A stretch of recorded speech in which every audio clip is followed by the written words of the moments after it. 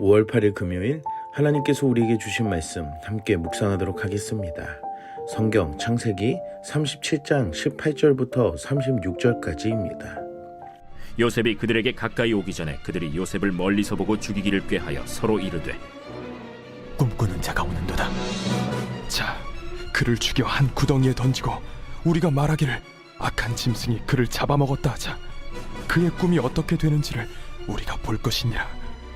르우벤이 듣고 요셉을 그들의 손에서 구원하려 하여 이르되 우리가 그의 생명은 해치지 말자. 피를 흘리지 말라. 그를 광야 그 구덩이에 던지고 손을 그에게 대지 말라. 이는 그가 요셉을 그들의 손에서 구출하여 그의 아버지에게로 돌려보내려 함이었더라. 요셉이 형들에게 이르매 그의 형들이 요셉의 옷 곧 그가 입은 채색 옷을 벗기고 그를 잡아 구덩이에 던지니 그 구덩이는 빈 것이라 그 속에 물이 없었더라.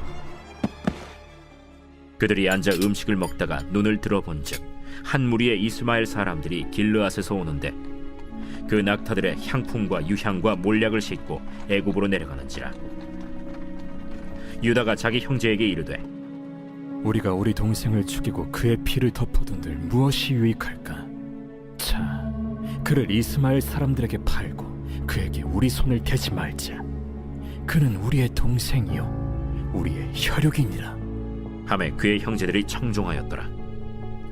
그때 미디안 사람 상인들이 지나가고 있는지라 형들이 요셉을 구덩이에서 끌어올리고 은 20에 그를 이스마엘 사람들에게 팔매 그 상인들이 요셉을 데리고 애굽으로 갔더라. 르우벤이 돌아와 구덩이에 이르러 본즉 거기 요셉이 없는지라 옷을 찢고 아우들에게로 되돌아와서 이르되 아이가 없도다. 나는 어디로 갈까? 그들이 요셉의 옷을 가져다가 순념소를 죽여 그 옷을 피에 적시고 그의 채색 옷을 보내어 그의 아버지에게로 가지고 가서 이르기를 우리가 이것을 발견하였으니 아버지 아들의 옷인가 보소서.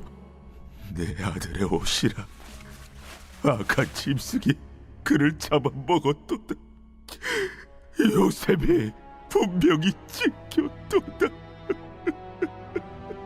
하고 자기 옷을 찢고 굵은 배로 허리를 묶고 오래도록 그의 아들을 위하여 애통하니 그의 모든 자녀가 위로하되 그가 그 위로를 받지 아니하여 이르되 내가 슬퍼하며 서울로 내려가 아들에게로 가리라 하고 그의 아버지가 그를 위하여 울었더라. 그 미디안 사람들은 그를 애굽에서 바로의 신하 친위대장 보디발에게 팔았더라. 오늘 본문에서는 요셉 인생의 가장 어두운 장면을 볼 수 있습니다. 형들은 멀리서 요셉을 보고 그를 죽이기로 공모합니다. 결국 요셉은 구덩이에 던져지고 이스마엘 상인들에게 팔려 애굽으로 끌려가게 됩니다. 그리고 형들은 피 묻은 옷으로 아버지 야곱을 속이게 됩니다. 형들은 요셉이 오는 것을 보고 꿈꾸는 자가 오는도다 라고 말을 합니다. 형들의 이런 반응은 요셉을 사랑해서 말한 것이 아니라 요셉을 죽여 꿈이 어떻게 되는지 보자고 말하는 것입니다. 형제들의 미움은 단순한 감정이 아니라 요셉이 꾸었던 꿈으로 하나님의 계획을 거부하는 모습을 볼 수 있습니다. 형들은 요셉의 채색 옷을 벗기고 구덩이에 던집니다. 이것은 단순히 옷을 벗긴 행동이 아니라 아버지의 사랑과 요셉의 정체성을 부정하려는 행동으로 볼 수 있습니다. 형들이 요셉을 구덩이에 던졌다고 해서 하나님의 꿈까지 던져질 수는 없습니다. 사람은 하나님의 뜻을 막으려 했지만 하나님은 오히려 그 일을 통해 더 큰 계획을 이루고 계시는 분임을 볼 수가 있습니다.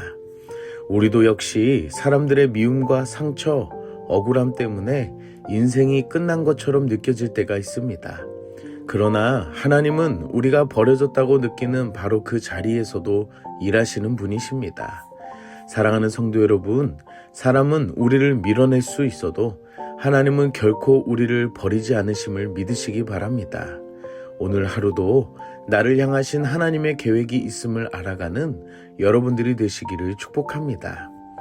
형들은 요셉을 구덩이에 던져놓고 태연하게 앉아 음식을 먹습니다. 그리고 지나가던 이스마엘 상인들에게 요셉을 팔아버립니다. 곧 형제들은 동생의 고통보다 자신의 이익을 더 중요하게 여기는 것을 볼 수 있습니다. 이스마엘 상인들이 등장을 하고 요셉이 애굽으로 끌려가는 이 모든 과정이 우연처럼 보여질 수는 있지만 사실은 하나님이 준비하신 길임을 우리는 요셉의 인생을 통해 알 수 있습니다. 곧 구덩이는 끝이 아니라 과정이라는 것입니다. 마지막과 끝으로 마침이 아니라 이것이 과정이 되어서 다음으로 넘어갈 수 있는 그 이유는 하나님의 섭리 안에 있기 때문입니다. 하나님께서는 자신의 언약을 이루시기 위해 오늘 요셉을 사용하셨습니다. 위기와 어려움이 마침이 되지 않고 과정이 되어서 요셉은 하나님의 섭리 안에서 삶을 배우게 되었다는 것입니다. 우리도 때로는 종종 구덩이 같은 시간을 만났었고 지금이 그럴 수가 있습니다. 실패의 구덩이, 관계의 어려움, 경제적인 힘든 시간들 그 모두 그것이 끝이 아니라 하나님이 함께 하시는 과정임을 알아야 한다는 것입니다. 사랑하는 성도 여러분, 지금은 이해가 되지 않는 시간을 보내고 있다고 생각할 수 있지만 이 다음을 이끌어 가시는 하나님의 일하심을 있음을 알고 말씀을 통해 힘을 얻는 하루가 되시기를 축복합니다. 형들은 요셉의 옷에 짐승의 피를 묻혀 아버지 야곱에게 가져갑니다. 그리고 야곱은 깊은 슬픔에 빠지고 요셉이 죽은 줄로 생각하게 됩니다.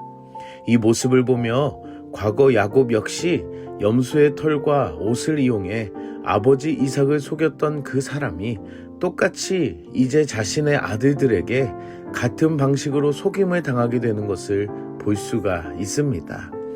본문 마지막은 짧게 이렇게 기록합니다. 미디안 사람들은 요셉을 애굽으로 데리고 가서 바로의 신하 친위대장 보디발에게 팔았더라. 이 말씀은 요셉이 이동 경로를 단순하게 남긴 기록이 아닙니다. 하나님이 요셉을 정확한 자리로 보내고 계셨다는 것을 알 수가 있습니다. 형들은 요셉을 제거했다고 생각했지만 하나님은 요셉을 준비시키고 계셨습니다.